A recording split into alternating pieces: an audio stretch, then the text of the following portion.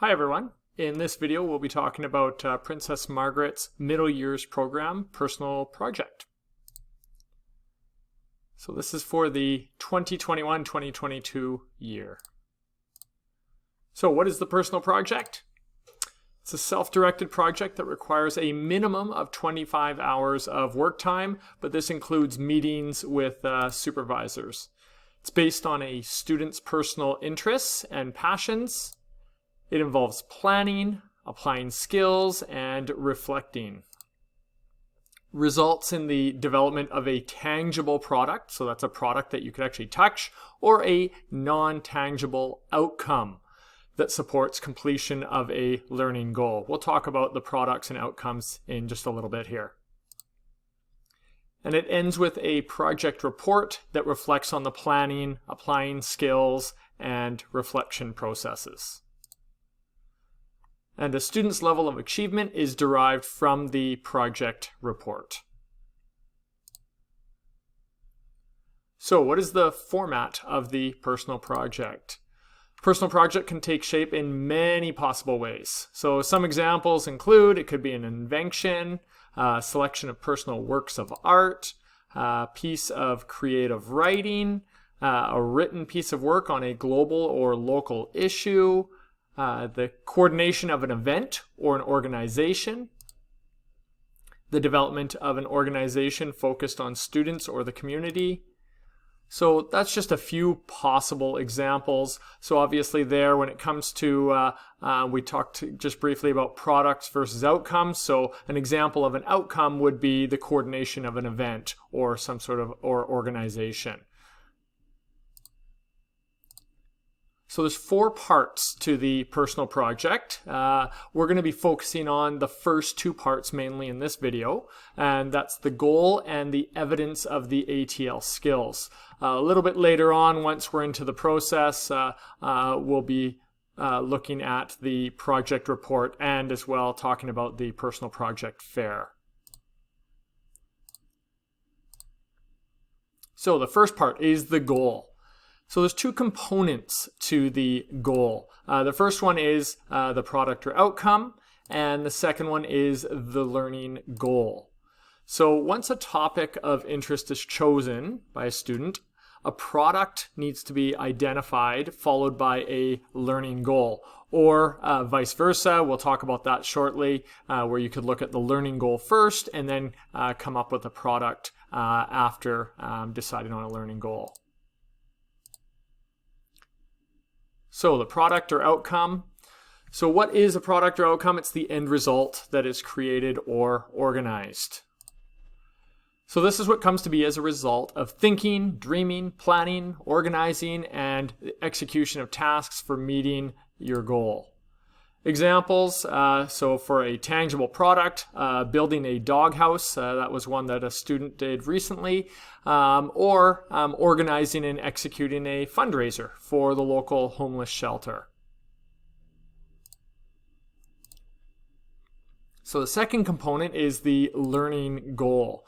So what does the student want to learn as a result of this product or outcome?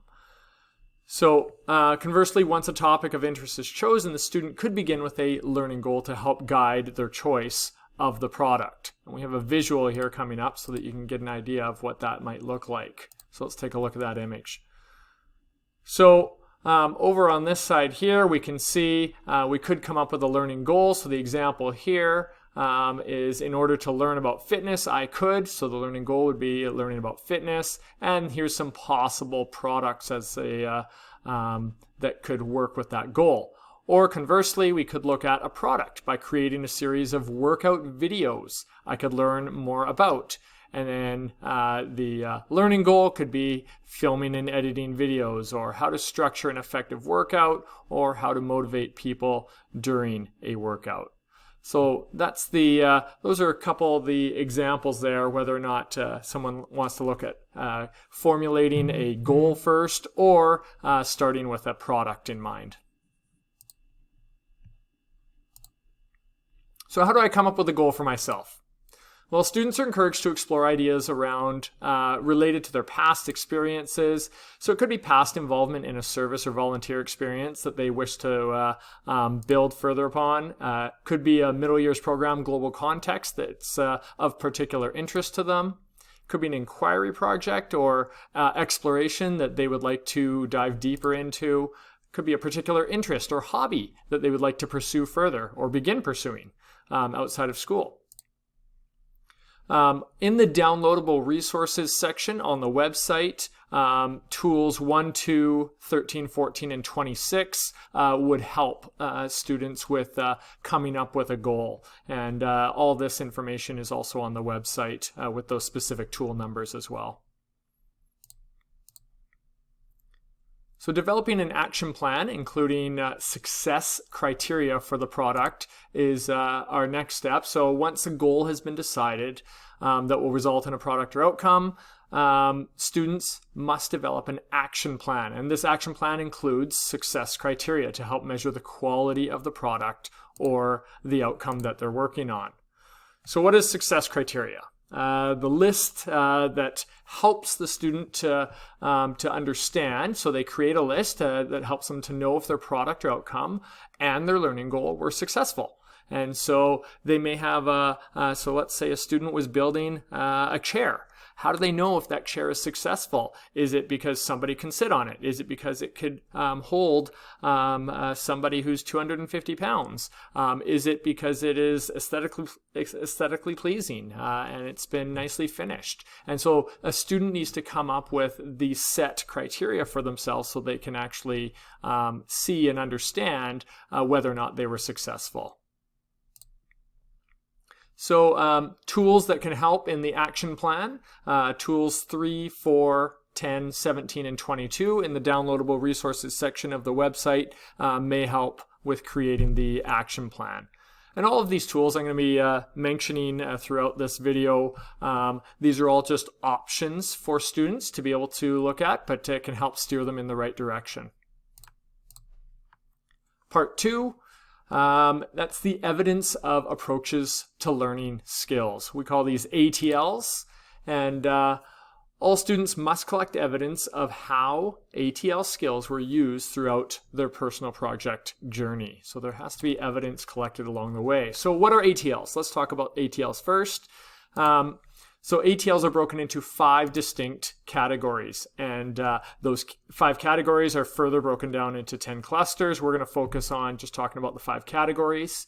A list of the skills, of course, are also listed on the website to be easily accessed. But the 5 categories, as we can see here in this image, communication, social, self-management, research, and thinking. So these are the 5 areas, and each section, each category has a number of specific ATLs connected with them. And again, these are on the website. So evidence of the approaches for learning. All students must collect evidence of how ATL skills were used throughout their personal project journey. So there's many possible formats for this. It could be written entries, sketches, audio recordings, electronic entries. It could be rough notes, video recordings. There's lots of different opportunity for how they collect their evidence to support and demonstrate how the ATL skills, their chosen ATL skills, were used.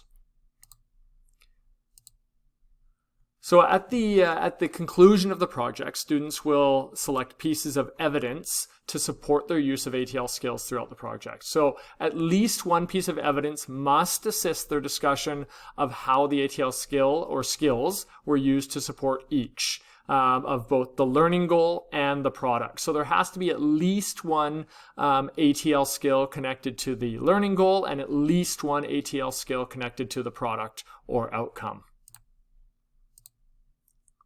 So we have 4 parts to the project. We've just talked very quickly about the goal as well as the evidence of the ATL skills. Like I said earlier, we will discuss the project report and the project fair at a later date.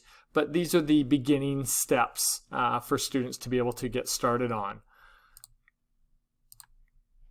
So now what? So what students should be focusing on, first of all, they should be exploring the personal project website. So the website can be accessed through our school website, through Maggie's website, or a shortcut that I've created, bit.do/Maggie project, will take you right there as well. Begin thinking about what interests you have. Write these down. This is the beginning of your brainstorming. So we're just trying to look at some possible areas that you might be interested in doing your project on. What grabs you the most? Can any be combined? So for example, if someone was interested in artwork and children, is there any way that they could combine those two things? Use the tools provided on the website to help you. So there's a number of different tools. I've mentioned a few in this video.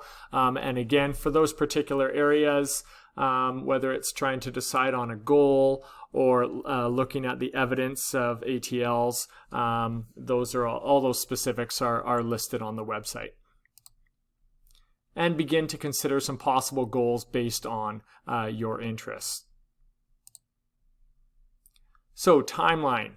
I'll just focus on just the beginning stages here, but the full timeline is available on the website.